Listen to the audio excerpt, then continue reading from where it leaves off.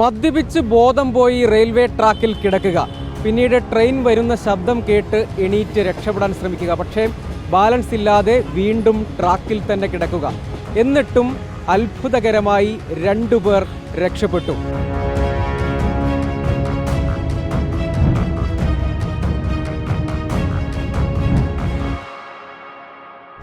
എറണാകുളം ആലുവയ്ക്കും അങ്കമാലിക്കും ഇടയിലെ റെയിൽവേ ട്രാക്കിലാണ് ഈ സംഭവം. ഷാലിമാർ എക്സ്പ്രസ് കടന്നു പോകവെയാണ് 2 പേർ, 2 പേരും നല്ലതുപോലെ മദ്യപിച്ച്, സാധാരണഗതിയിൽ ആളുകളൊക്കെ ക്രോസ് ചെയ്യാൻ, റെയിൽവേ ക്രോസ് അവിടെ ഇല്ല, പക്ഷേ എളുപ്പത്തിൽ ക്രോസ് ചെയ്യാൻ ഉപയോഗിക്കുന്ന ഭാഗത്തു കൂടിയാണ് 2 പേർ നല്ലതുപോലെ മദ്യപിച്ച് കടന്നുപോയത്. ഇതിനിടെ ട്രാക്കിൽ ഇരുവരും ബോധം പോയി കിടക്കുകയായിരുന്നു. ഇതിനിടെയാണ് ഷാലിമാർ എക്സ്പ്രസ് അങ്കമാലിയിൽ നിന്ന് ആലുവ ഭാഗത്തേക്ക് കടന്നു പോകുന്നത്. ആ ഘട്ടത്തിലാണ് ഒരു 100 മീറ്റർ അകലെ എത്തിയപ്പോഴേക്കും ലോക്കോ പൈലറ്റ് അൻവർ ഹുസൈൻ്റെ ശ്രദ്ധയിൽ ഇങ്ങനെ 2 പേർ ട്രാക്കിൽ കിടക്കുന്നത് ശ്രദ്ധയിൽപ്പെട്ടു. ഏതാണ്ട് ഒരു 100 മീറ്റർ അകലെ വെച്ച് തന്നെ, ദൃശ്യമാകുന്ന പരിധിയുടെ അകലെ വെച്ച് തന്നെ ഇത് കണ്ടു. ആ സമയത്ത് സാധാരണ മറ്റൊരു സ്റ്റേഷൻ കടന്നു വരുമ്പോൾ ഓരോ സ്ഥലത്തും ആർജിക്കാവുന്ന പരമാവധി വേഗം ട്രെയിൻ ആർജിച്ചിട്ടുണ്ടാവില്ല എന്നതാണ് ഇവിടെ ഒരു പ്രധാനമായും ഗുണകരമായി മാറിയത്. മറ്റൊന്ന്, വളരെ വേഗത്തിൽ എമർജൻസിയായി ട്രെയിൻ നിർത്താൻ ലോക്കോ പൈലറ്റ് ശ്രമിച്ചു. അതൊരു പരിധിവരെ സാധ്യമായി, ട്രെയിൻ നിർത്തി. അങ്ങനെ മാത്രമല്ല, പിന്നീട് എഴുന്നേൽക്കാൻ ശ്രമിച്ചപ്പോഴും ബാലൻസ് പോയി അവർ ട്രാക്കിൻ്റെ നടുവിലേക്ക് തന്നെ 2 പേരും വീണതും ഭാഗ്യമായി എന്നതാണ്. അതായത് ഭാഗ്യം, ലോക്കോ പൈലറ്റിൻ്റെ സമയോചിതമായ ഇടപെടലൊക്കെയാണ് 2 പേർക്കും ജീവിതത്തിലേക്ക് മടങ്ങി വരാൻ തുണയായത് എന്നത് എടുത്തു പറയേണ്ട കാര്യമാണ്. ഇവിടെ റെയിൽവേ ട്രാക്ക് വഴി കടന്നു പോകുമ്പോൾ മദ്യപിച്ചും ട്രാക്കിൽ മറ്റും കിടക്കുക.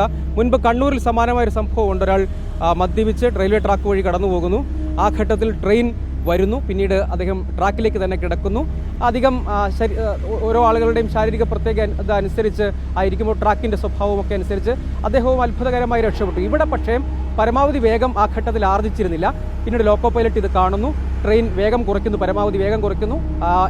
എങ്കിൽ തന്നെയും 2 പേരെയും എഞ്ചിൻ്റെ ഒരു ഭാഗം കുറച്ച് ക്രോസ് ചെയ്തു. പിന്നീട് ഇരുവരും, ലോക്കോ പൈലറ്റും അസിസ്റ്റന്റ് ലോക്കോ പൈലറ്റും പുറത്തിറങ്ങി ടോർച്ചൊക്കെ തെളിച്ച് ഇവരെ വിളിച്ച് പുറത്തേക്ക് ഇറക്കുകയാണ് ചെയ്തത്. ഭാഗ്യം കൊണ്ട് ഇവർക്കൊന്നും പറ്റിയില്ല. പിന്നീട് സ്റ്റേഷൻ മാസ്റ്ററെ വിളിച്ചറിയിക്കുകയും RPF മറ്റും ഇടപെടുകയും കേസെടുക്കുകയും ചെയ്തിട്ടുണ്ട്. എന്താണ് അൻവർ ഹുസൈൻ പറയാനുള്ളത്?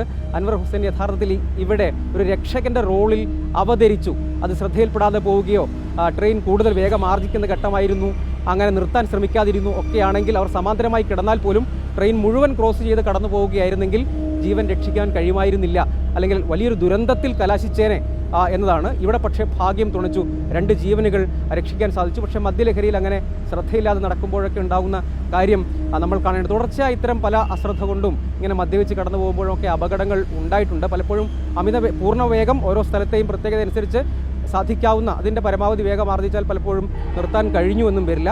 എന്താണ് അൻവർ ഹുസൈന് പറയാനുള്ളതെന്നും കൂടി നമുക്ക് കേൾക്കാം. അത്യാവശ്യം ഒരു വലിയ ശരീരമൊന്നും ഇല്ലാത്ത ആൾക്കാർക്ക് കിടക്കാനുള്ള ക്ലിയറൻസ് ഉണ്ട്, ഗ്രൗണ്ട് ക്ലിയറൻസ് ഉണ്ട്. വളരെ പതിഞ്ഞൊക്കെ കിടക്കുകയാണെങ്കിൽ അവരുടെ ശരീരത്തെ തട്ടാതെ അവർക്ക് രക്ഷപ്പെടാം. ഇത്രയൊക്കെ ഗ്യാപ്പ് ട്രാക്കിന് ഇതിനിടയ്ക്കുണ്ട്.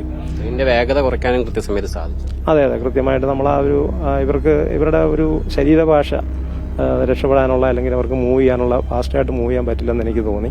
അത് കാരണം നമുക്കറിയാം, അതുകൊണ്ട് രക്ഷപ്പെടുത്താൻ ശ്രമിക്കുക. അതാണ് പലപ്പോഴും നടന്നില്ല. ഇവർ വീണതുകൊണ്ടാണ്, ആ വീണതും അതിനുള്ള സമയം കിട്ടിയതും ഈ എമർജൻസി ബ്രേക്ക് അപ്ലൈ ചെയ്തുകൊണ്ടാണ്. റെയിൽവേ ട്രാക്കൊക്കെ വളരെ അലസമായിട്ടാണ് ഉപയോഗിക്കുന്നത്. മൊബൈൽ ഫോണിൽ സംസാരിച്ചുകൊണ്ട് നടക്കുക, സ്കൂളും കോളേജും ഒക്കെ അടുത്തുണ്ടെങ്കിൽ അപ്പുറം ഇപ്പുറമായിട്ട് ട്രെയിൻ ശ്രദ്ധിക്കാതെ ക്രോസ് ചെയ്യുക, നിത്യ സംഭവമാണ്, നടക്കുന്നുണ്ട്.